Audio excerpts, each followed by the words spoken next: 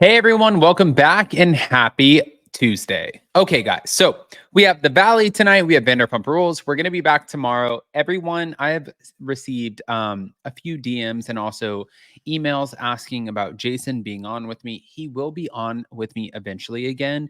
We didn't do Hot Messy this week because it was so Vanderpump Rules focused, which is going to be great for tomorrow.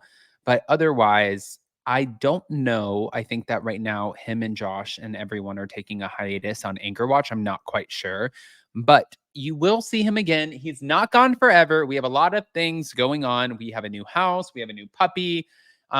Jason's busy. So, yeah, let's just leave it at that. He's busy. Busy is good. Now, with that, guys, we're back to talk about the Real Housewives of Beverly Hills. So, before we jump in, you know how this works. Go ahead, smash that like button. If you're not subscribed, get subscribed. Don't forget to hit that notification bell and let's jump right in.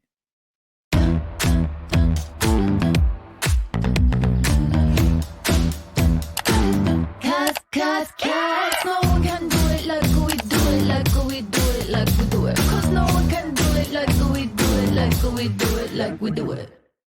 All right, guys, so we're going to start right here. Thank you to Reality Blur, but Sutton Strack took aim at Annemarie Wiley's hypocrisy on social media after noticing that her former co-star, who confirmed her departure from the Real Housewives of Beverly Hills last month, suddenly turned on Garcelle. Now, after seeing that Annemarie had accused Garcelle of playing the race card on a podcast last week, Sutton slammed her ex-castmate for making the comment on a podcast just after appearing on another podcast where she spoke highly of Garcelle and said that they really bonded during filming season 13.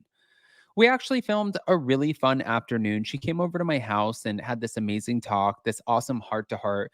We bonded over so many things. We have a lot in common, like in terms of our past and our entry into American life and Los Angeles life in particular. So we really bonded over a lot of things. That's what she said on Juicy Scoop with Heather McDonald. She also said that she and Garcelle became closer because they were the only Black women on the show. With being two Black women on the cast, there are certain things that only we're going to kind of understand and that we need to lean on each other for those things and in these kinds of instances. So Garcelle and I got along great. Now, it was weeks later on April 2nd, the episode of Reality with the King where Annemarie accused Garcelle of playing the race card. Garcelle's been able to get away with unnecessarily playing the race card so many times unchallenged because who can challenge her, right? The other ladies cannot challenge her. So I think that's been her play for a long time. Now, following the quick flip, Sutton actually lashed out. The hypocrisy of this woman is starting to wear at me. Great friends then turned to, so severely weeks later on a different podcast. Ma'am, is what she said. Anne-Marie's husband, Marcellus Wiley, has also targeted Garcelle, suggesting in a post on X in March that she was not truly pro-Black. Garcelle puts the con in confused, acts pro-Black, but stays hating on Black women in a desperate attempt to stay fancy on a show with no Blacks, is what he said. I'm going to play the clip for you and see what you guys think. Here we go. With Garcelle, I felt like you guys really didn't have much one-on-one time. At least we didn't see it. Yeah, we actually filmed a really fun afternoon. She came over to my house and we had this amazing talk, this awesome heart to heart. We bonded over so many things. We have a lot in common, like in terms of our our past and like our entry into American life and Los Angeles life in particular. So we really bonded over a lot of things. And, with being the two Black women on the cast, there are certain things that, only we're going to kind of understand and we need to lean on each other for those things and in those kinds of instances. So no, Garcelle and I got along great. Yeah. Good. I've known her for years and she's really nice. Okay.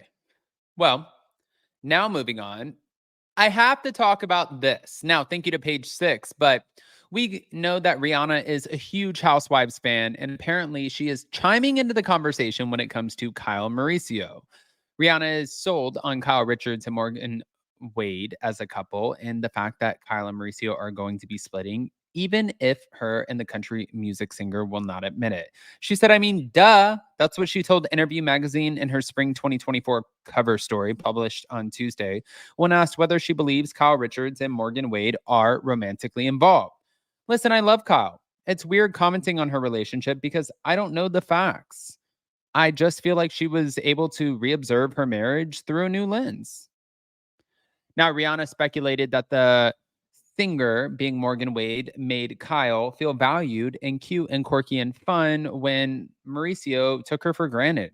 And that's why I believe that there's something with Morgan, because sometimes it takes that for you to fight for what you deserve. Rihanna, however, declined to engage when the interviewer mentioned Alison Dubois, the medium who famously predicted Kyle and Maurizio's split on The Real Housewives of Beverly Hills. She said, man, stop. I'm not getting into that, you messy bitch. Now, Dubois appeared in a 2010 episode of the Bravo reality series and informed Kyle that her marriage to Mauricio was doomed. Upon hearing the news that the couple were going to separate ways last year, Dubois quipped on social media, I guess I'm the only one who saw this coming. Now, Kyle and Morgan have since sparked rumors that they've been dating for months, though the Bravo celebrity has maintained that she and Mauricio have been working out their woes. Only recently, however, did she admit that she and the agency founder have stopped going to couples therapy.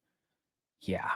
We're just taking a break from that, but we get along very well and we're really good friends. But although neither Kyle nor Mauricio has filed for divorce, she hasn't had her marital status prevent her from openly flirting with Morgan because she recently posted "Save a horse, ride a cowgirl" right on top of her photo. Yeah. Well, we're not done there. It's never quite done when you think it is. It's actually instead quite the opposite. Just the beginning. Now, we're going to get into the Hilaria Baldwin of it all. Thank you to Radar Online, and they titled this, Hilaria Baldwin hopes to become the newest Beverly Hills cast member. Okay. Fame-obsessed Hilaria Baldwin is reportedly setting herself up for life without husband Alec. And insiders revealed that she'd love to become the latest Real Housewives of Beverly Hills cast member. Alec is said to be terrified to go to trial in July for involuntary manslaughter charges for his role in the death of Rust cinematographer. And if convicted, he faces up to 18 months behind bars. Now, the 40-year-old yoga instructor turned celebrity socialite who lives with the embattled actor in New York City was recently spotted hauling her 7 children around Los Angeles, and her pal, Kyle Richards, who currently stars on the show, is allegedly pulling for her to be added as a co-star.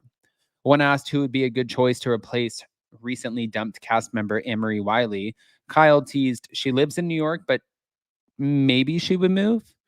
Now, last year, both Hilaria and Alec were floating the idea of doing a reality series based on their family, but that was before he got word that he's going to be retired for the involuntary manslaughter of Hutchins, who was killed when a gun that discharged on the New Mexico set. Yeah, it was bad.